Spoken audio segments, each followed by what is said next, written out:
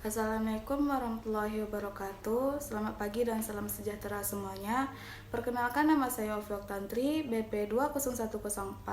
Saya berasal dari kampus Universitas Dharma Andalas dari kelas 14. Baik, di sini saya akan menjelaskan tentang mengelola SDM atau sumber daya manusia dari mata kuliah pengantar bisnis dari dosen pembimbing Prima Yulianti. Baik, di sini saya akan menjelaskan apa itu manajemen dan apa itu manajemen sumber daya manusia. Yang pertama, manajemen. Secara umum, manajemen adalah suatu proses di mana seseorang dapat mengatur segala sesuatu yang dikerjakan oleh individu atau kelompok. Dari pengertian manajemen tersebut, ilmu manajemen dapat diartikan sebagai kemampuan dalam mengatur sesuatu agar tujuan yang dicapai dapat dipenuhi. Selanjutnya, manajemen sumber daya manusia. Manajemen sumber daya manusia adalah suatu proses menangani berbagai masalah pada ruang lingkup karyawan, pegawai, guru, manajer, dan tenaga kerja lainnya untuk dapat menunjang aktivitas organisasi atau perusahaan demi mencapai tujuan yang telah ditentukan. Manajemen terdiri dari 6 unsur. Yang pertama man, yang kedua money, yang ketiga method, yang keempat machine, yang kelima materials, dan yang keenam market. Adapun fungsi manajemen. Fungsi manajemen adalah elemen-elemen dasar yang akan selalu ada dan melekat di dalam proses manajemen yang akan dijadikan acuan oleh manajer dalam melaksanakan kegiatan untuk mencapai tujuan. Fungsi manajemen ada 4. Yang pertama perencanaan, yang kedua pengorganisasian, yang ketiga kepemimpinan, dan yang keempat pengendalian. MSDM.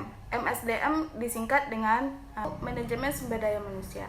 Adalah proses serta upaya untuk merekrut, mengembangkan, memotivasikan, serta mengevaluasi keseluruhan sumber daya manusia yang diperlukan perusahaan dalam pencapaian tujuannya. Penggunaan SDM atau sumber daya manusia. Job analysis terbagi menjadi 2, yaitu job description. Job description atau uraian jabatan atau gambaran tugas adalah suatu pernyataan tertulis yang berisi tujuan dari terbentuknya sesuatu jabatan atau tugas. Yang kedua, job specification. Job specification berisi dengan persyaratan dan kemampuan yang dibutuhkan untuk pekerjaan tersebut. Menjelaskan informasi mengenai tempat kerja, waktu kerja, gaji, dan tanggung jawab. Selanjutnya, penyediaan SDM atau sumber daya manusia. Yang pertama, merekrut. Yang kedua, seleksi. Yang pertama, merekrut. Merekrut adalah proses menarik yang memenuhi syarat untuk melamar pada pekerjaan yang telah dibuka.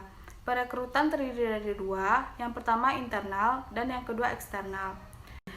Perekrutan internal adalah mempertimbangkan karyawan yang ada sebagai kandidat untuk lowongan pekerjaan yang terbuka. Perekrutan eksternal adalah melibatkan menarik orang di luar organisasi untuk melamar pekerjaan. Contohnya seperti iklan, wawancara kampus, agen tenaga kerja, rekomendasi dari karyawan, dan lain-lain. Yang kedua, seleksi. Seleksi adalah penentuan tenaga kerja yang akan dipilih dan digunakan. Tahap seleksi ini terdiri dari validasi, formulir lamaran, tes, psikotes, wawancara, tes fisik, poligraf.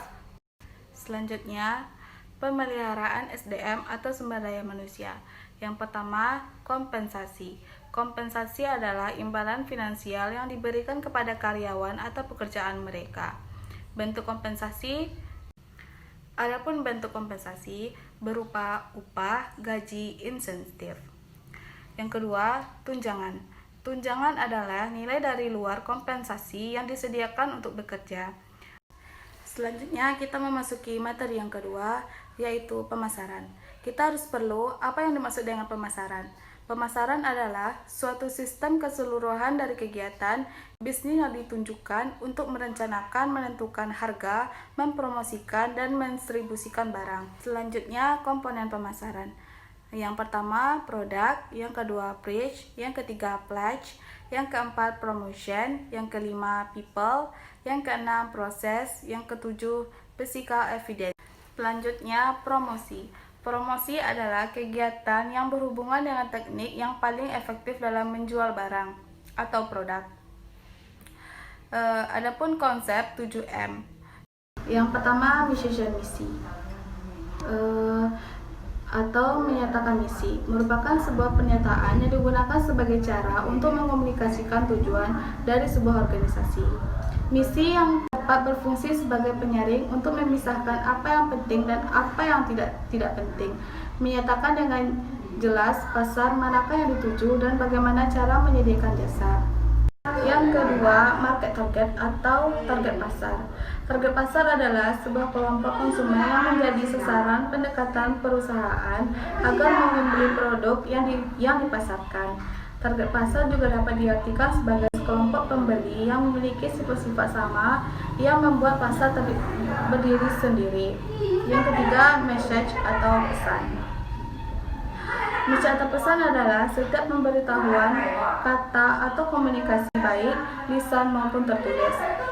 Yang keempat, media. Media komunikasi adalah suatu alat atau sarana yang digunakan untuk menyampaikan pesan dari komoditor kepada khalayak. Atau media dominan dalam berkomunikasi adalah panca indera manusia seperti telinga dan mata. Selanjutnya, mix atau bauran promosi adalah kombinasi strategi yang paling baik dan variabel-variabel periklanan, personal, selling, dan alat-alat promosi perencanaan untuk mencapai tujuan program penjualan. Materi selanjutnya, sistem informasi manajemen. Perlu kita ketahui apa itu yang dimaksud dengan sistem informasi manajemen. Sistem informasi manajemen berasal dari kata Inggris yakni manajemen informasi sistem. Pengertian SIM adalah sistem perencanaan bagian dari pengendalian internasional dalam bisnis yang terdiri dari pemanfaatan dokumen, manusia, teknologi, serta prosedur dalam akuntansi manajemen. Selanjutnya, data dan informasi. Data adalah fakta yang ditampilkan dari pengukuran pengamatan. Adapun informasi adalah dari hubungan data penafsiran. Data mengizinkan seseorang untuk membuat keputusan. Jadi selanjutnya, fungsi akuntansi dan analisis keuangan. Yang perlu kita ketahui apa yang dimaksud dengan fungsi akuntansi. Fungsi akuntansi adalah bertujuan untuk mencatat, mengumpulkan, dan melaporkan informasi terkait dengan keuangan, kinerja, posisi keuangan, dan arus kas dalam sebuah bisnis. Selanjutnya, fungsi penunjang. Fungsi penunjang adalah fungsi atau kegiatan yang mendukung terlaksananya setiap kegiatan primer maupun sekunder. Selanjutnya, bidang akuntansi secara umum. Yang pertama ada akuntansi keuangan adalah bidang yang mengkhususkan diri dari proses pencatatan transaksi berharga, penyajian dalam bentuk laporan keuangan. Yang kedua, akuntansi pemeriksaan adalah yang mengkhususkan diri pada pemeriksaan catatan. Yang ketiga, akuntansi biaya yang berhubungan dengan perencanaan, penetapan, dan pengendalian biaya produksi. Yang keempat, akuntansi manajemen yang melakukan pengembangan dan penafsiran untuk membantu manajemen dalam mengekspresikan perusahaan. Selanjutnya, laporan keuangan. Setiap jenis laporan yang meringkas atau keuangan suatu perusahaan untuk membantu dalam pembuatan keputusan. Laporan keuangan dibagi menjadi 3. Yang pertama, neraca, laporan keuangan yang merinci aktiva, priva, dan modal sendiri atau perusahaan. Yang kedua, laporan laba dan rugi. Yang ketiga, laporan keuangan yang merincikan pendapatan dan pengeluaran tahunan suatu perusahaan sehingga dapat pemeliharaan laba dan rugi tahun sebelumnya. Selanjutnya, anggaran. Anggaran adalah laporan terperinci mengenai pemikiran, pendapatan, dan pengeluaran untuk suatu periode.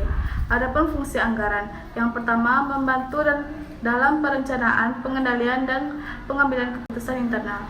Yang kedua, untuk menelusuri kinerja mingguan atau bulanan. Selanjutnya, kita lanjut ke materi tentang manajemen keuangan.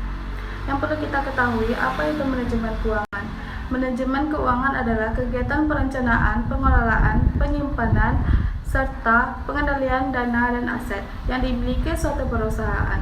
Pengelolaan keuangan harus direncanakan dengan matang agar tidak timbul masalah di kemudian hari. keuangan terdiri dari tiga, yaitu penentuan investasi jangka panjang. Pengertian dari investasi jangka panjang. Investasi jangka panjang merupakan suatu investasi yang mana dana yang digunakan akan diputar dan baru dapat dicairkan apabila sudah tiba jangka waktu dan tentu, biasanya paling cepat 1 tahun. Investasi jangka panjang juga bisa diartikan sebagai penamanan sebagai kekayaan modal dari seseorang atau perusahaan terhadap perusahaan atau personal lain untuk mendapatkan penghasilan tetap atau menguasai objek lain tersebut.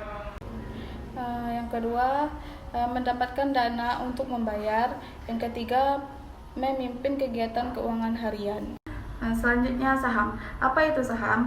Saham adalah tanda penyertaan modal seseorang atau pihak badan usaha dalam suatu perusahaan atau perseorangan terbatas. Dengan penyertaan modal tersebut, maka pihak tersebut memiliki klien atas pendapatan perusahaan.